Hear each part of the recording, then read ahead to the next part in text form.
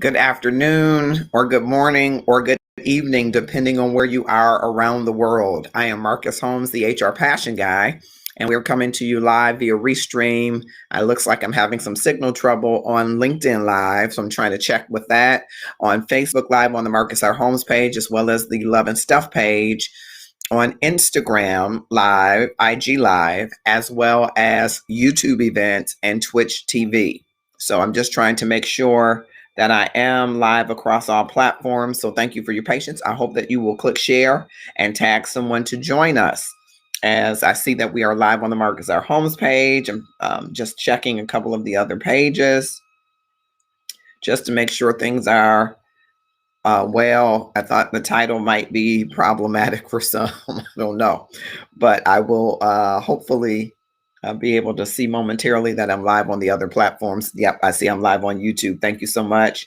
I can't see if I'm live on Instagram, so that one, until they develop it further, we won't know. I'm live on the the Love and Stuff page. I hope that wherever you are, that you will click share and tag someone to join us in the discussion. So I'm going to just check the LinkedIn once more, and then we will get started on this topic, which I think can be regarded as a fairly sensitive topic, but an important topic nonetheless. All right, so Stella Dawson has joined us. Anthony Smith, thank you, sir. Thank you, ma'am, for joining us. I hope you will click share and tag some folks to join us. I can't see all of the other folks, so if you'll just drop your name in the comments, that way I can track with you and you can track with me as we have this conversation, which I think is an important conversation to have, at least from the experience that I had last evening.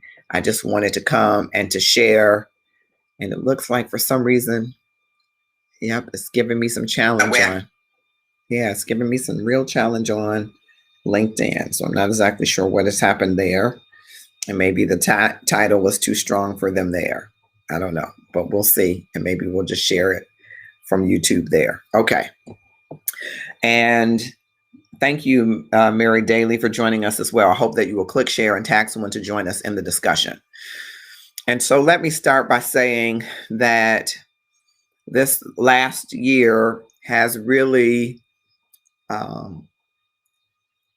I think the last administration pulled the scab off racism, I believe, and the inequality and systemic problems that we have in institutions that touch every part of our society, that has marginalized Black people, especially, but persons of color, Black and brown people. But this last year, since the live killing of George Floyd, right? Since that time, Andrea Daniels, thank you for joining us. Since that time, we have seen a lot of efforts from companies, organizations, and people, white people, that stand as allies, that stand as a reinforcement, that stand in allegiance with the cause of Black people, especially, but Black and brown people, as it relates to the inequalities that we see in our society, and more specifically for many, the disparate treatment in policing and law enforcement.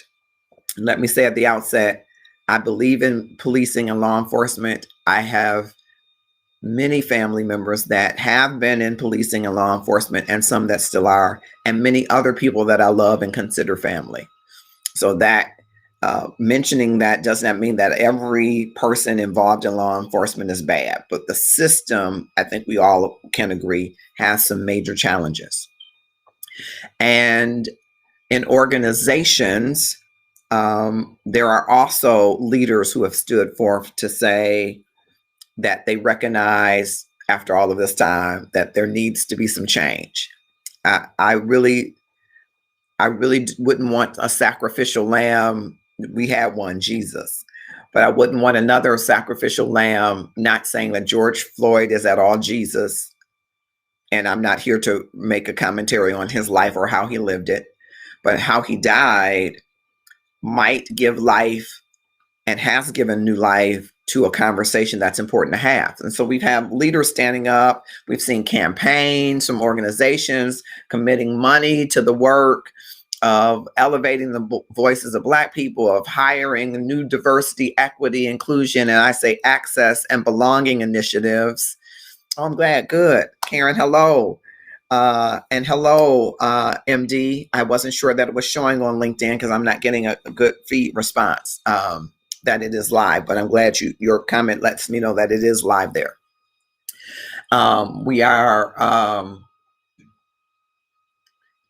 We're in a time where it's almost en vogue. It's almost popular to say that you're aligning yourselves with the cause of elevating Black people, right? And so when you think about that, people who live in Black and brown skin every day don't get to take that skin off and deal with it from a different perspective. It is their reality. It's my reality for being a Black man, often characterized as an angry Black man. Because I'm a strong-willed, strong individual, and sometimes the greater culture doesn't know how to deal with African American men or women, and might mischaracterize that in some way. That can happen. But so many people are standing forth and declaring that they're an ally, right? And when we think of a definition, now from the human resources standpoint, a definition of ally, it's really someone who's from a non-marginalized group, right? Who uses their privilege to advocate for that marginalized group. So in that regard, being an ally is a great thing. And, we had civic social studies in school and civics, and we learned about countries that were allies to the Americas or to North America or to United States, right? So we understand the concept of ally and allies, right? We get that concept. And then, of course, we hear, excuse me, about performative allyship or allyship, right? Sometimes people call it ally theater, right? It's when that individual who has that privilege or power, they profess their support and solidarity with this marginalized group. But the way that they do it is either not helpful, or not helpful, draws attention away from the group, which some might consider self-serving, or it actively harms that group or members of that group, right? So it's kind of like a whole lot of talk. We appreciate our Black employees, but the walk, you ain't promoted none of your Black employees. Your Black employees aren't reflected in leadership in every area of your company. See, that's a whole lot of talk and not nearly enough walk. We're committed to a diverse, inclusive, belonging workspace, but none of the C-suite is mentoring anybody Black in the organization. None of them are sponsors for ERG groups or affinity groups in the organization. Whole lot of talk, but not enough walk. Or we're going to have a council on race and equity, but nobody Black is the leader or in leadership, right? So you got to do the work, right? If you really are going to be an ally. So I want to share just a quick story from a personal a story. And then I want to tell you about my experience last night on ClubHouse, which I'm new to ClubHouse, but I'm wondering whether or not it's the platform for me. Based on my experience last night, I'm almost ready to say that's okay. And for those of you that would say, don't you let people stop you from getting your money, you are part of the problem, in my opinion. If you think it is okay what happened on that platform last night, it's still okay to go in there and monetize, unless there is something that addresses it.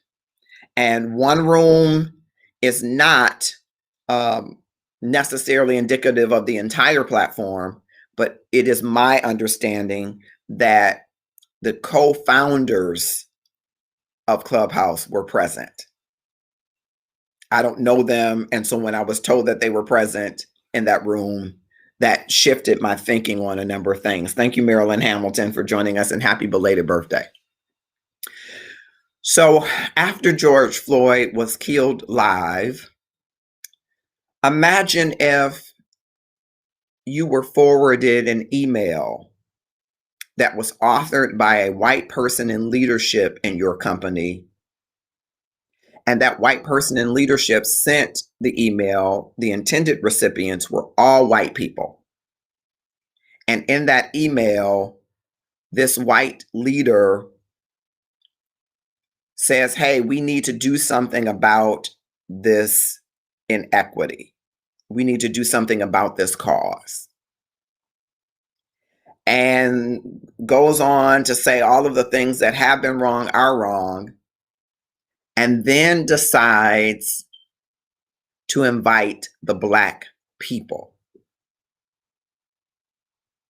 I want you to think about that for a minute and how that might land on you if you were in that space. What I think happened yesterday on ClubHouse last night, and it went on for hours, is that a white individual seeking to do good from where she thought good could be done created a room and invited all white people, but Black people also were brought in or invited at the last minute. And the stage had all white people.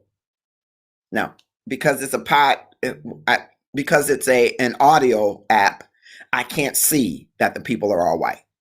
But here's one of the allegations that was raised, that this white leader who apparently intended to have a conversation with white people about what they could do to help Black people, started to allow people on the stage. And because in ClubHouse, you can bring, if you're not familiar with it, you can bring people on the stage. There's a listening layer. There's people who are following. They're kind of like the VIP front row audience. And then the top is where people are invited by the moderator or moderators. So this white leader began to invite people to come on the stage. And it is alleged that she skipped over the Black people to invite white people only on the stage. Further, it is alleged that as the Black people saw that, they started to change their profile pictures to white people, and they were then let on the stage. Okay? Then those people started to ask questions about the white leader as to, why do you feel like you're doing this? Who are you? And why aren't you giving us the opportunity to come on stage and have a leadership role? One of the things that ended up occurring as a result of that is that they took over the ClubHouse room and kicked her out of her own room. So the way this moderator thing is set up, when you let other people in as moderators, they can kick people off the stage, including you. So she got kicked off the stage of her own room, put down in the audience, and then kicked out of the room that she created to ask, what's, how do you kick me out of my own room? She then created another room and titled it, I didn't know I could be kicked out of my own room. Her first room had about 40 people. And of course, that second room, because the angst had grown, had 800 people. And that is the room that I happened upon. I was not in the first room. So anything that I'm telling you is the accounts of what I've heard people say about the first room. I was not there, but I was in that second room. And in that second room, what I witnessed and experienced was, in recent years, the most disturbing the most disturbing experience I have had that even tops one that I reference in my book, The Gratefulness Journey Every Day. Put that shameless plug in there. I witnessed a white person who clearly did not have a good approach to what she wanted to do, and clearly did not think through the approach of what she wanted to do, which might mean that she doesn't do this often or hadn't done it, be attacked because of those very things. And the other Black people who attempted to support her were vilified and attacked as well. She ended up shutting down that room of 800 people and apologizing and saying, I'm going to try this again at a later time. I'm so sorry if it landed on you that I was trying to alienate you. I wasn't. I wanted to have a conversation with white people about what we could do. Now, that in and of itself might not be the best approach, but I think her heart was in the right place. I don't think her heart was, we want to exclude them from the discussion because they don't have anything relevant to say. I think she thought she was uniting like-minded white people who wanted to have a conversation about their role and what they could do. But dear Mr. and Mrs. White person, not every African-American person is in a position to understand and receive that, because we're living an experience that you have never been accustomed to. You can't speak on it, and you certainly can't tell us about it, right? And so not every person is evolved enough to hear that, because we're experiencing a bevy of emotions. We saw a conviction happen, right? We don't know what the sentencing is going to look like. We're concerned about it. And then we saw another teenager killed, and another person killed, and another person killed. And it seems never ending. It's what we're living. So everybody's not in the headspace to receive that you meant to do something good that on its face appeared exclusionary. And so you got to do a little bit more pre-work probably if you're going to hold those kind of discussions. But what I saw was African-American people and Caucasian people in an infighting that I never want to witness anywhere ever again. I was embarrassed at how Black people responded. I was embarrassed at how some white people responded. I heard Black people call other Black people coons. It was alleged that one Black woman called a woman a devil, a Tasmanian devil. All kind of rhetoric was spewed there, and we were supposed to be talking about allyship. We were supposed to be talking about uniting, and there was an infighting even among Black people, which I never espouse. And I'm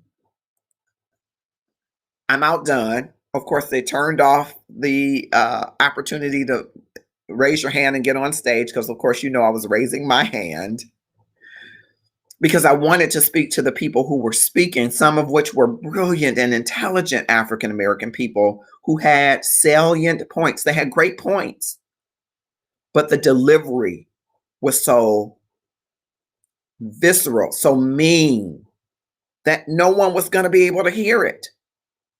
No one was going to hear being called a coon. No one was going to hear being called covering for white people and names I won't repeat that were said in that room. You can have a passionate message. And I learned this. It can get swallowed up. I'm learning this. It can get swallowed up in your method because you're rightfully so angry, and rightfully so because you've been marginalized. All of that. And that room closed. And another room opened. I went to that room. And I inboxed, because you cannot inbox on ClubHouse. You have to inbox on another platform. So I chose to inbox this brilliant sounding attorney on Instagram. And I said, hey, Queen, hey, sis, I think you have made some outstanding points. Do you think that that was well received? And her response to me was I felt attacked. And I said as much.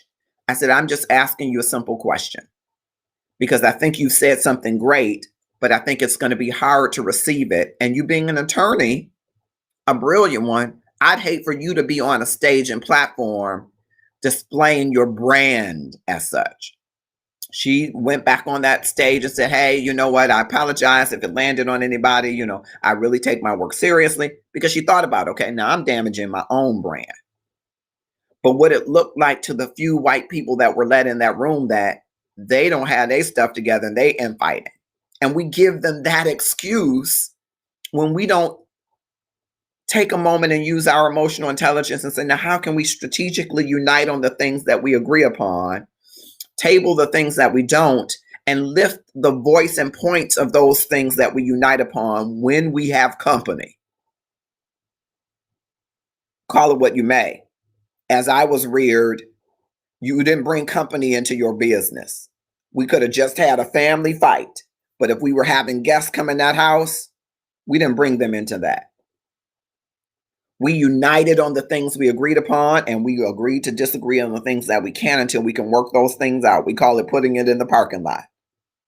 And we elevated the points and the voices of those points that made sense for us all to be in agreement. I feel like Clubhouse might not be the place for me. I certainly want to sell my book. I do. I certainly want to sell the course that's related to the book. I do. And I certainly want to do it at a level where it can have the kind of impact that I've envisioned that has been placed on my heart. And it brings the resources to do the other work that I believe will increase the amount of love and gratefulness in the world. I do. But I am not willing to participate in a platform that is utilized for performative allyship or utilized for angry responses to that performative allyship. We'll have to be smarter with our responses. Sure, there are organizations that have capitalized on saying we love our Black customers and we support Black people, and they are not walking the walk. Sure, there are white leaders who say we're going to do a better job of promoting Black people, and they haven't promoted a single Black person. They haven't trained a single Black person, and they hired a diversity and inclusion officer as a token to show that they're on board, but they haven't given any power or authority or credence to the work. If you're thinking that or saying that, you're absolutely correct. But you don't position us to have a more cogent argument or position when you attack it in a way that is not intelligent and that becomes a personal barrage of insults instead of a strategic group of statements that speak to our collective cause. I'm passionate about it because, as my understanding was, the two co-founders of ClubHouse came in that room and did not shut it down. Now, don't get me wrong. I believe in the freedom of speech.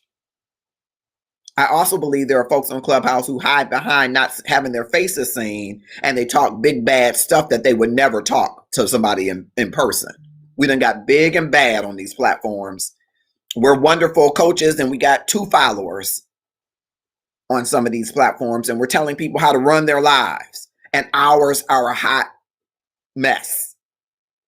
And we can hide behind it because there's just a picture, you see, and there's this well-crafted bio, you see, and no one is seeing our face and hearing and seeing the motion of how we speak and how we live. There's no post.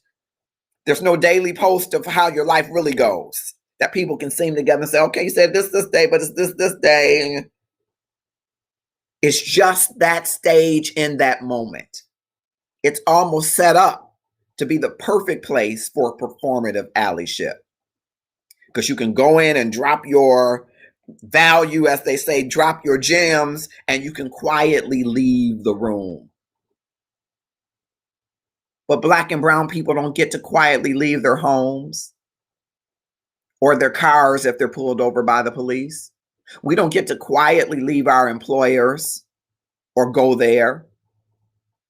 We have to endure what we endure in a society that is built upon systematic racism and has been systemically infected by it.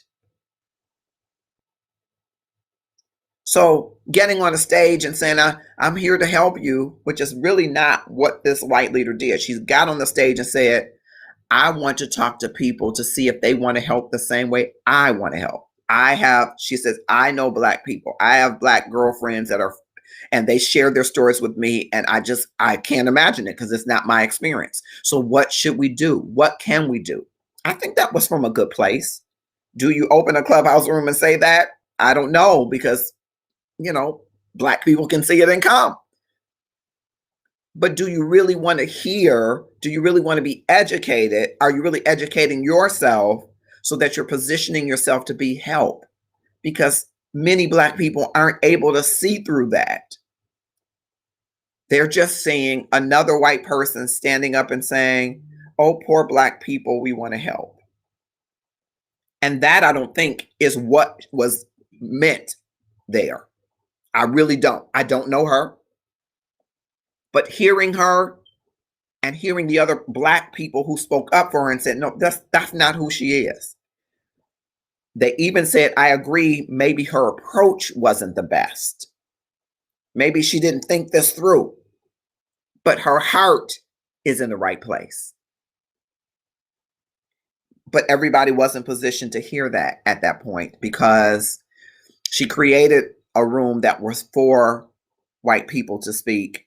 And she was trying to give the white people the opportunity to speak, to have some dialogue about what could they do to help us. And I don't think that's a bad thing if they intend to walk the walk. I think the approach, again, may have been off. But our response to that has to be a little bit more strategic. And where founders are present, I think that they have to intervene and say, we believe in the freedom of speech, but for you all to be calling each other coons, and I will not repeat some of the things that were said. Coon feels uncomfortable for me saying. I said it because my father used to cook it. Long story. But I feel uncomfortable even saying that. I feel so uncomfortable even saying that. But the things that were said by both Black and white people, and I understand, I am Herbert Holmes' son, and what that means is I could say a lot of things when I'm angry. I understand that. Any of us could say a lot of things, even though, he said some 4-letter words in his day, bless his memory, but he also said 4-letter words like work, pray, live. Okay? But the vitriolic way in which people spoke to each other, I don't want to be a part of that. I don't want to be a part of that. I am concerned that this platform almost cultivates people to have this false courage, because I promise you, if some of those people were in the same room or even on a Zoom, they would not have said those things, because people can see your face. And that changes how you interact with people. But people have bold courage to call people all kind of names. And I was disappointed as a person of color, a Black person, because we are brilliant and we are articulate and we are intelligent and we are compassionate and we are passionate and we are bold, but we have restraint. And we did not demonstrate that.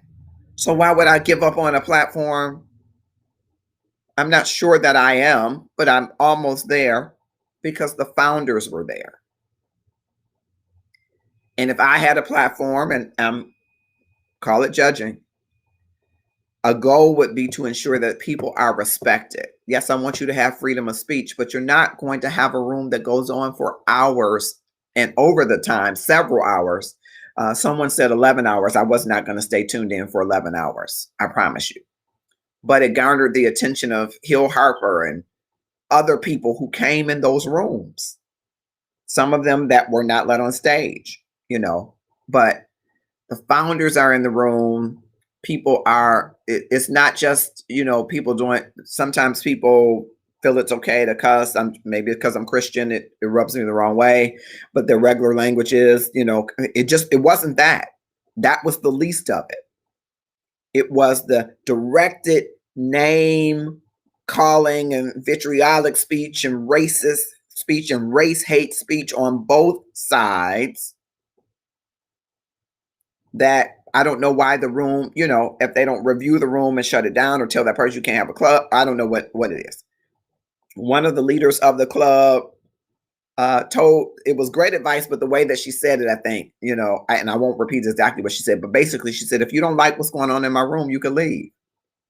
But yet she didn't leave the room of the white leader. She was vitriolic and then went and started her own room. Well, should somebody do the same in your room, ma'am? Should they be in your room cussing you out and telling you what you aren't and all the things that you haven't done and how you're not qualified and how they're going to contact your customers and tell your customers and clients you're not qualified because you did this? All of that happened. All of that happened. And then she went and started her own room and was like, y'all not going to be in my room and doing what they did to her. No, ma'am, what you did to her and what you do will come back to you. Don't fool yourself.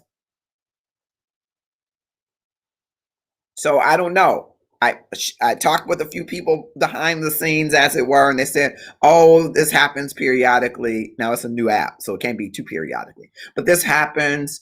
Some rooms get out of hand and they end up fading out, or somehow, they end up getting blocked and it takes care of itself. I said, much like racism does. I'm sorry, it takes care of itself. And then one of them said, hey, you can position yourself to make millions of dollars here. Why would you let a little bit of racism? So I had to disengage from that person because that's the point. If you aren't willing to stand up to make sure that the platform is good and a platform is about doing good, how dare you say, let's monetize it? That's what our world system is now. Because no one would stand up and say the marginalization of Black people and Black and brown people is not just illegal and immoral, it's unacceptable as a way of gaining market share. And when people do it, be stakeholders or customers, colleagues or business partners, we will disengage with them until we can educate them to address their biases to make a change.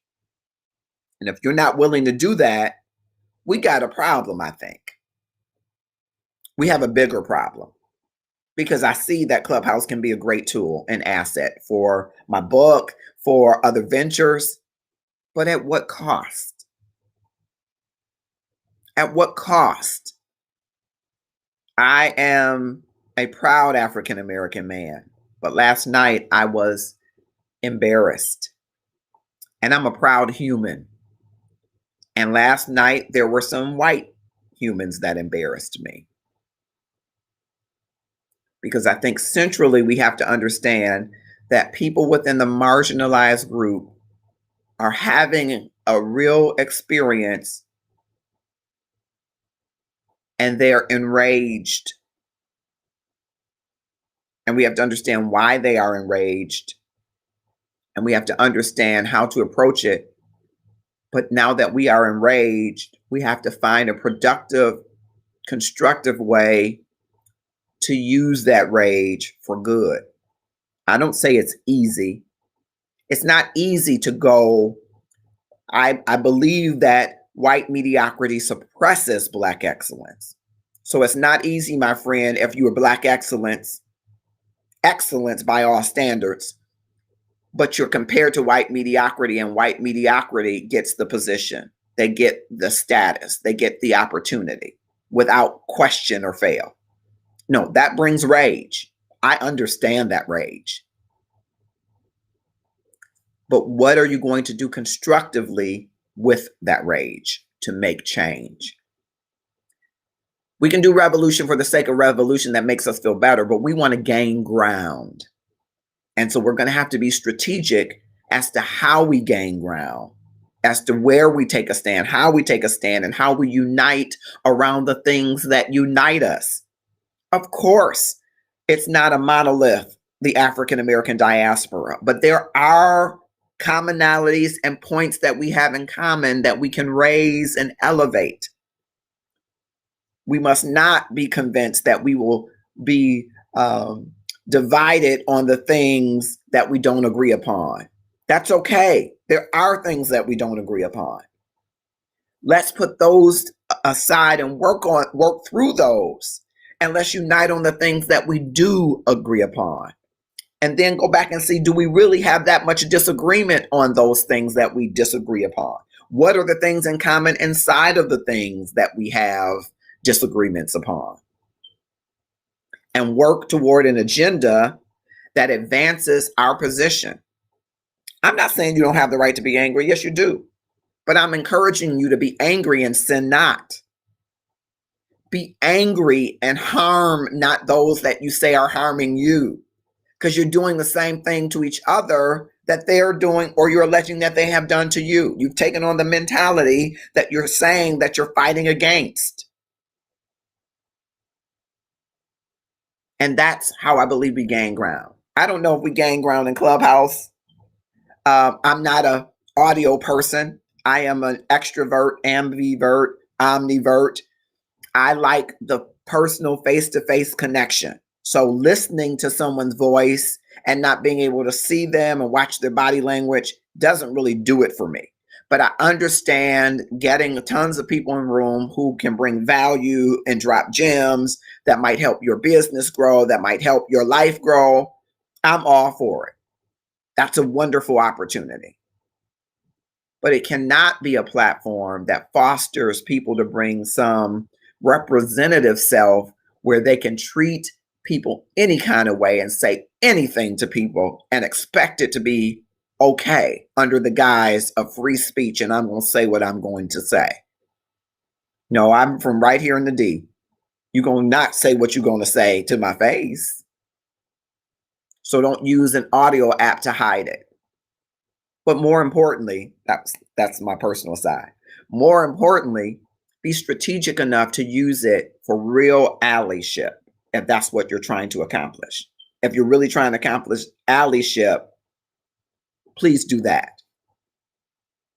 It's 12:44. I'm just doubling back because I had probably the most disturbing experience in recent years that I have personally encountered.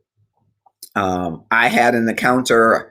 Autumn was blessed. Those of you will know Autumn is like my daughter. She's my niece. Though she was blessed to go to Princeton for a women's leadership summit for a summer program some years ago. And we flew into New York and I drove over to New Jersey and drove back to New York. And I was stopped by a police officer. And I often tell people I needed my attorneys to be in New York that day because I thought for sure I was going to jail. I made a turn. I think I was on Adam Clayton Powell Boulevard. I made a right turn and the police officer said that I didn't have my signal on when I made the turn. I believe I did. I believe other things that could have been happening in that day that might not have been the pressing thing to take their attention. But if you feel I violated the law, broke the law, and he pulled me over, and instead of pulling his car behind me, at first he pulled next to me. Now that made me think he wanted to see who was in the car. And some could say he wanted to see the color of the people that were in the car. And then he backed up and parked behind me and got out and said, license registration. And I said, good morning, Mr. Officer. Did I do something wrong? Did you hear what the F I said?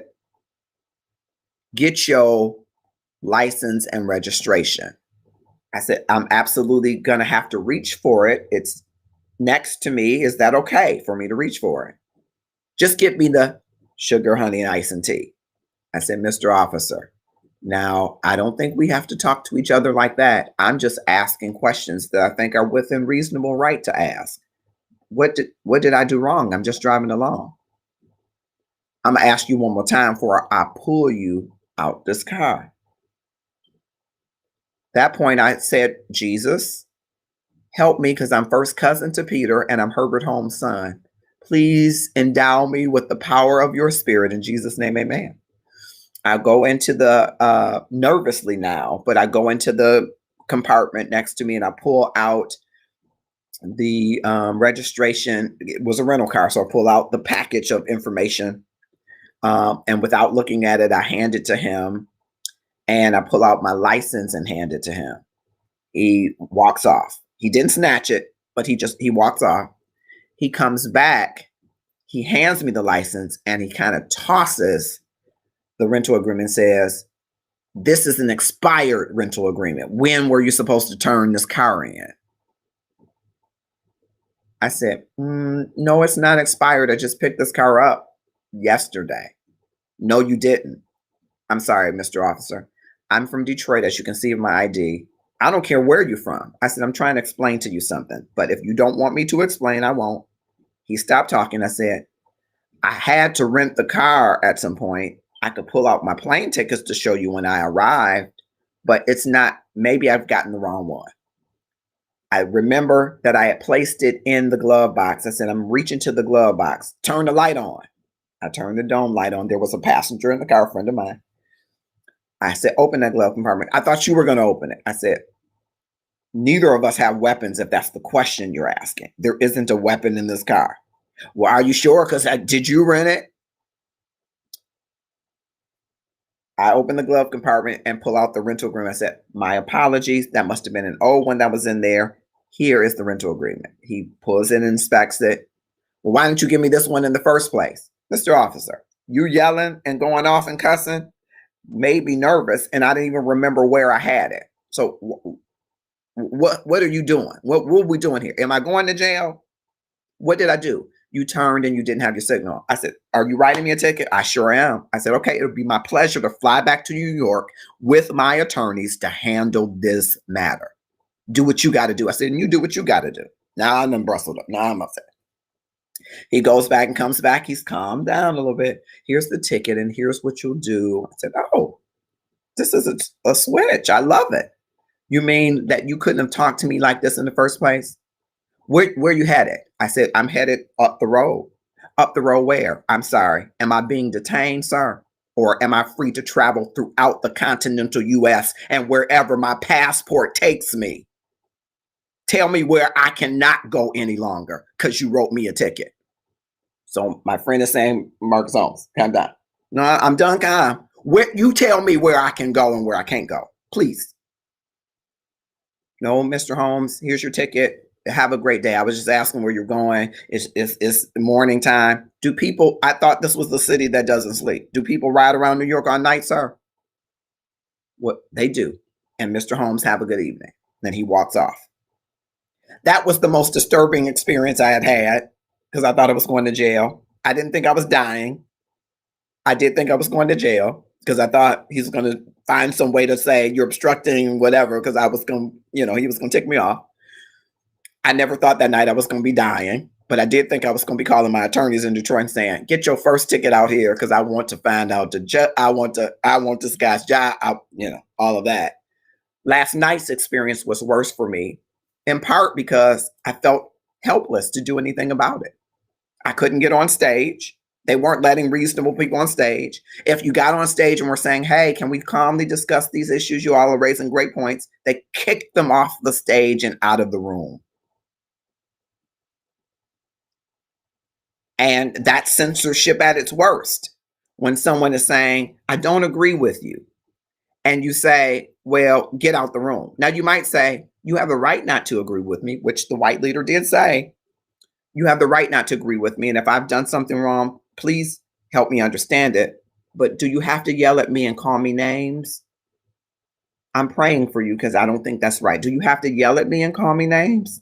Don't yell at me and call me names. Tell me what I'm doing wrong, and you might be right. Maybe I did the wrong thing by not giving a certain number of Black people access to the stage in a conversation that I thought was for white people to determine their allyship. Maybe I shouldn't have had a conversation with white people to determine allyship. But tell me that. But do you have to cuss me out? Do you have to say negative things about me? Do you have to threaten my customers and my business? Do you have to do that? And there was nothing I could do except leave the room. I inboxed the moderator. That's the person who started the room. I inboxed the people that were speaking. Please stop cussing her out. Please remember that you're representing all Black people. I know you're angry, sis. I know you're angry, bruh. But do you have to be so derogatory? Can you take a deep breath? Time after time, people in the resilience and gratitude space that got in that room and got to the stage said, let's all take a deep breath. They were kicked off the stage, cussed out, demeaned, degraded. I said, well, God is protecting me because if I get on the stage, that's not going to go that well. I'm on a gratefulness journey, but I'm working every step of the way.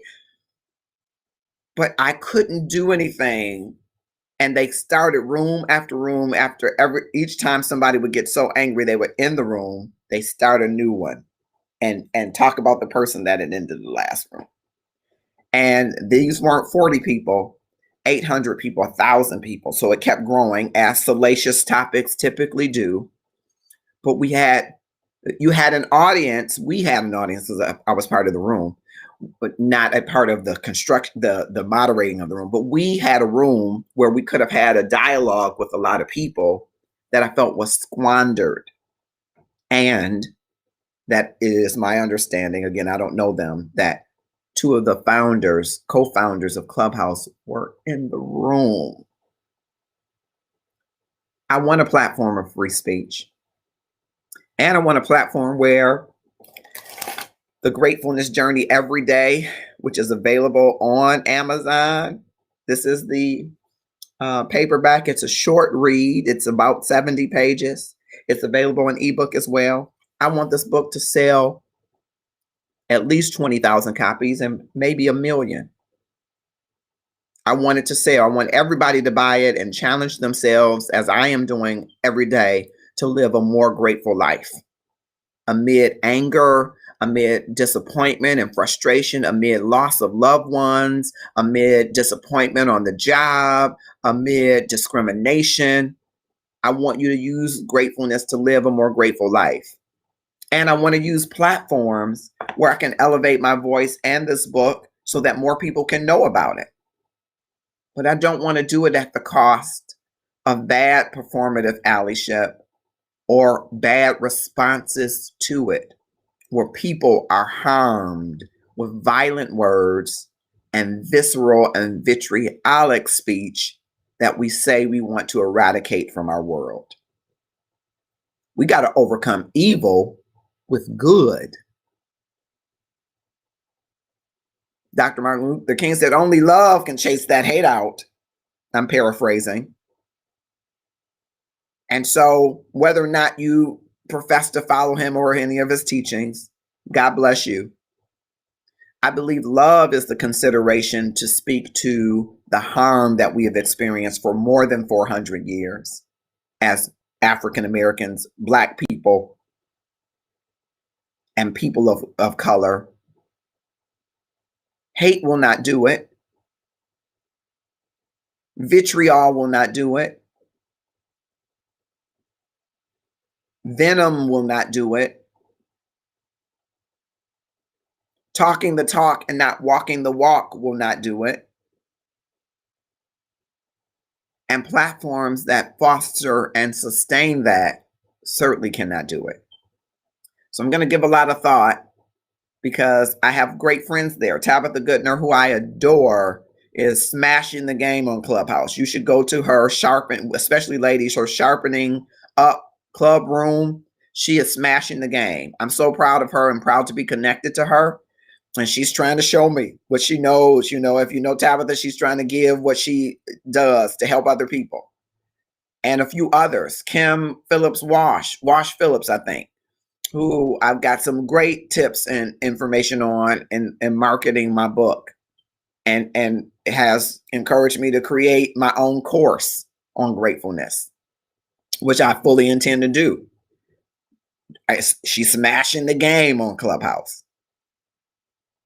Good buddy of mine, former colleague Donald Robinson, who's in the tech space. He's trying to help align me with the right developer for my app gratitude stations that I want every business and employer to have. It's going to drive business results in your company. And there are tons of developers and people that go on Clubhouse, and investors that might help to fund the work that needs to be done to build the app. It's a great opportunity, but at what cost? If we are going to create rooms that we build in censorship, or create rooms where we cannot have a difference of opinion or a difference of method and disagree passionately but respectfully. I have seen rooms go awry on Facebook, lives go awry. I've seen a live or two go awry on LinkedIn. I've not seen a live go awry on YouTube. I've seen a live go awry on Instagram, but I've never seen anything to this level. And so I got to ask myself whether or not that's the place for me. It might be a great place. I'm just not sure at this point if it's the place for me. So that's what I meant in my title when I said performative, allyship, racism, Clubhouse. Oh my. Last night was an event that I hope will not ever be repeated on Clubhouse. And I came here because some of those very people are following me from Clubhouse from last night, because I inboxed some of them to ask them to stop speaking. One woman went on a tirade for 8 minutes and they let her. And in that 8 minutes, she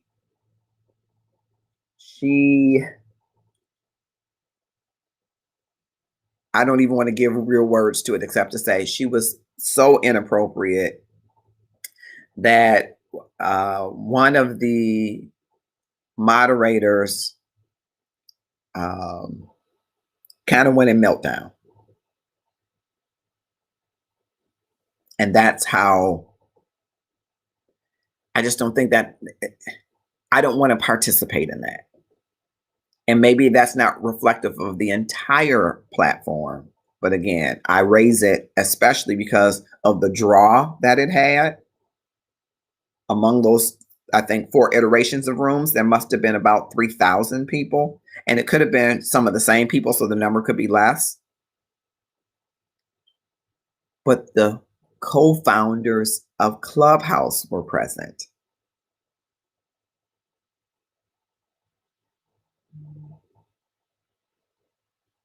And I haven't seen any statement based on last night's events. We will respect each other. Here are some Clubhouse rules for your club.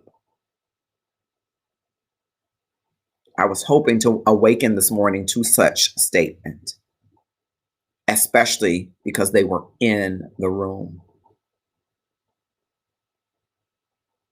No, I want to build a platform of love. Sounds warm and fuzzy, but love is in action. And love confronts you when you're wrong.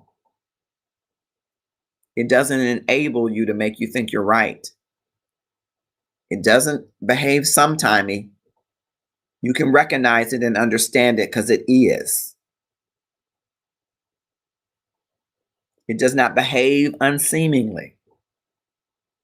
It's not seeking self-aggrandizement. It's not talking the talk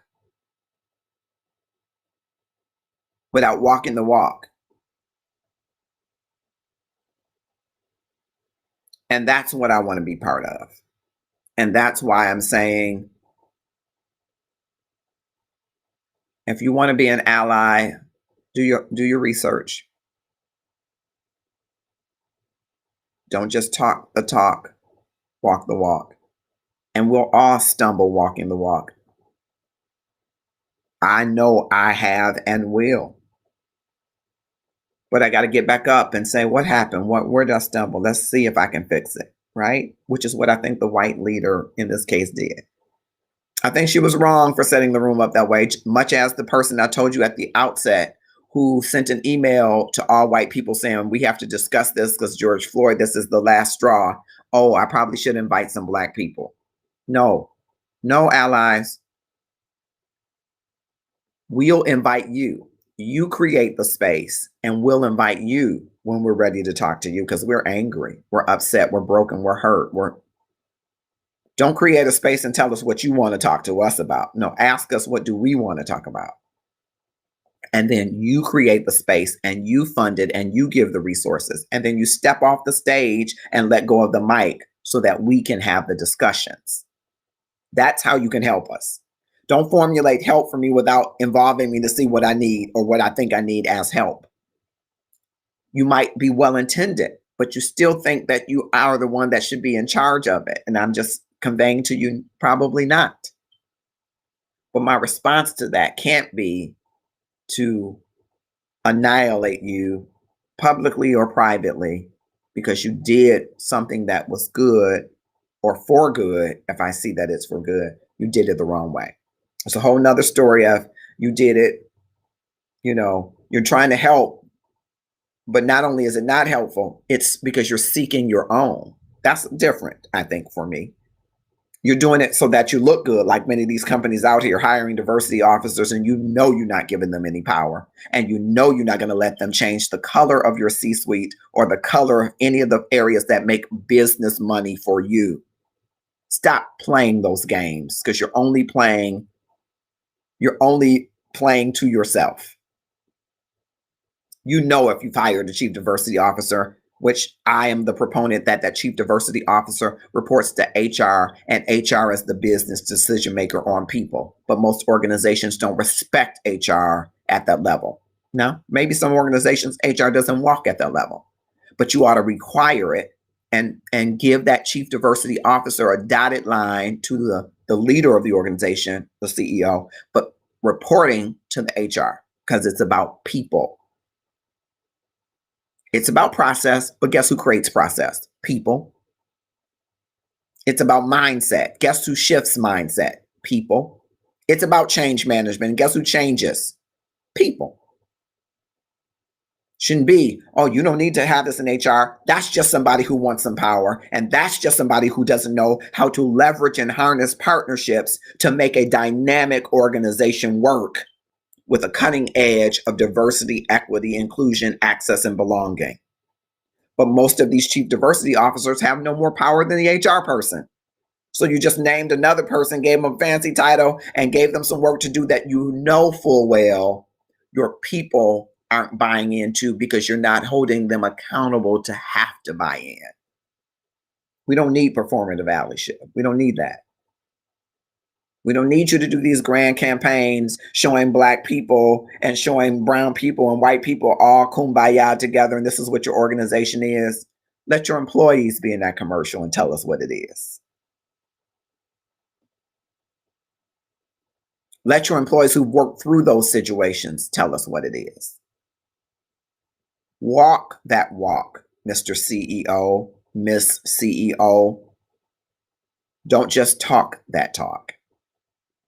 And speaking of talking, ClubHouse has got to shift where we can have adult conversations about things that we disagree, that we're diametrically opposed upon, in the hopes to create a better world.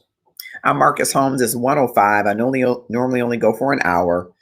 On this Passion Friday, we bring you topics that we're passionate about, or we bring you passionate people at the intersect of passion and their purpose in the hopes that it will ignite your passion. So today, I hope that you will take a reflective look at your circle. Do you have any Caucasian people in your circle?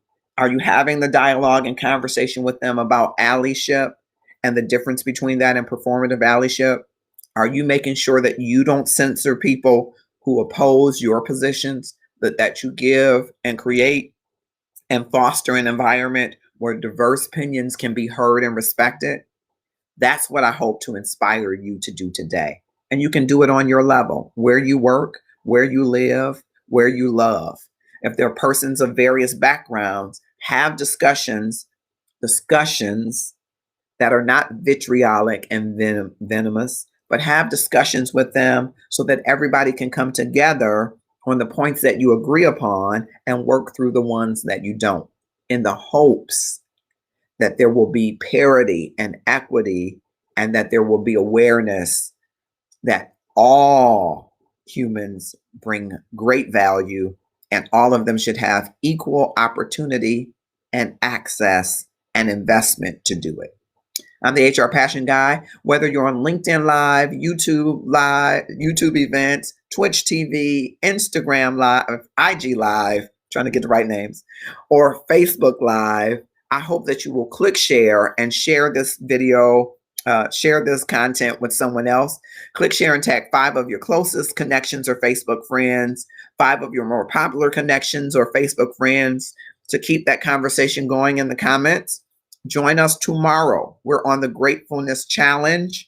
We do 5 days of challenge. We start on Tuesday. So it's Tuesday, Wednesday, Thursday, Friday, Saturday. And each Saturday we gather at 3:00 p.m. Eastern Standard Time to share from our gratefulness moments. This week, we were sharing gratefulness moments around things that deal with the spring. What are you grateful for? The flowers blooming? Are you grateful for the chance of renewal of a relationship or something to grow again? Make a post today across any of these social media platforms, including the hashtag Gratefulness Challenge, and we will discuss it tomorrow at 3 p.m. Eastern Standard Time. You will have the chance to have the mic and share from your personal experience. Thank you so much. Have a grateful day and see you tomorrow at 3 p.m.